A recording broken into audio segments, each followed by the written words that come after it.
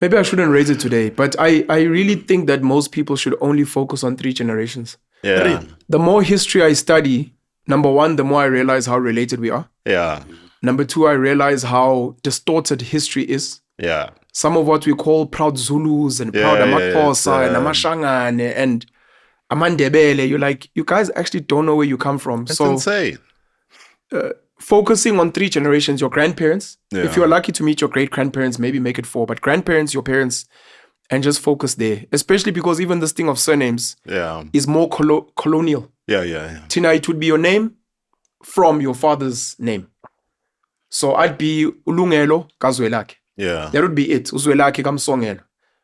Like Ushaka Kasenza Ngakona, Misuzulu Kazwelitin. Yeah. Now we make it a surname thing, and that's colonial. Because it normally comes from someone's name that was stuck. Yeah. And when we had to formalize, then it was like, okay, you'll be Kibine from either a person or a place or something.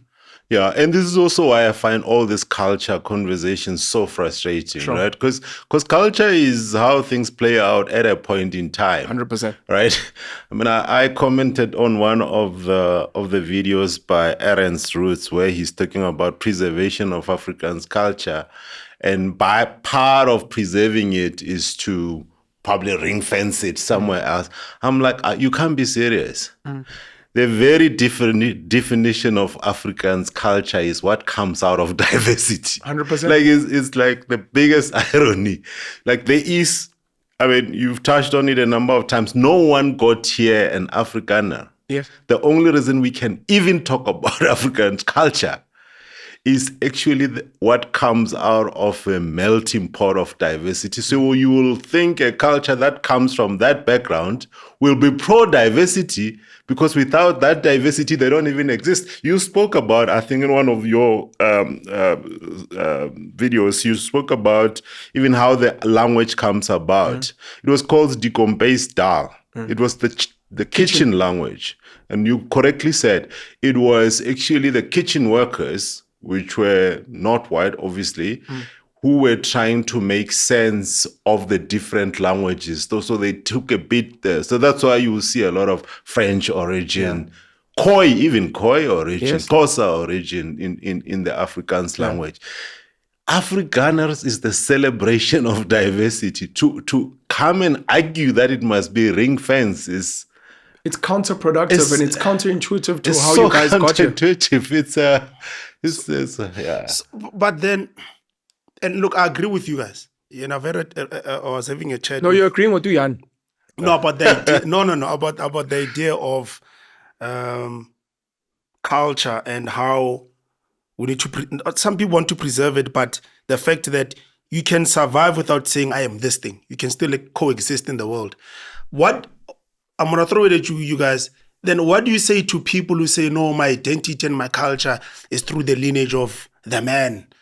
And people who make shows about it, I don't know my identity, blah, blah, blah. Things are going bad in my life. It's because people are claiming that it's linked to a surname and that surname is linked to a certain way of living, which is a culture.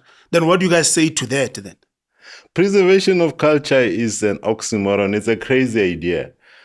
Culture can be preserved. Culture is like a river, right? It just reflects the current circumstances of where water is flowing today. This is why we end up saying pap is African, whatever. Like, it's crazy. Pap cannot be an African food because it came on, it came on a sheep. It cannot be. So even things we call, this is my tradition, this is my culture, it's nostalgia. It's the kind of the idea that there was a point where life was predictable and it worked this way. Societies have to always evolve, and that's really the piece we need to make. People mix up issues. Sometimes people want to say, okay, but we need to know where we come from. There's nothing wrong with saying I want to know where I come. That's very important. Yeah. But don't start to be all crazy about it. I mean, you touched on something where I did not even know this, that in my part of the world, we've got a sub-tribe, if you like, called Bakoni. I did not know that comes from a subset of the Ngunis that actually ended up in the Limpopo. Like, it's insane. Like, to your point, If you trace this thing long enough, we are all same. So at some stage, you're going to end up not knowing who you are. No, you don't have. You need to know who you are, but that has got nothing to do with something you need to be tied to and obsessed with. There's a different component of it, which is the psychology part of it.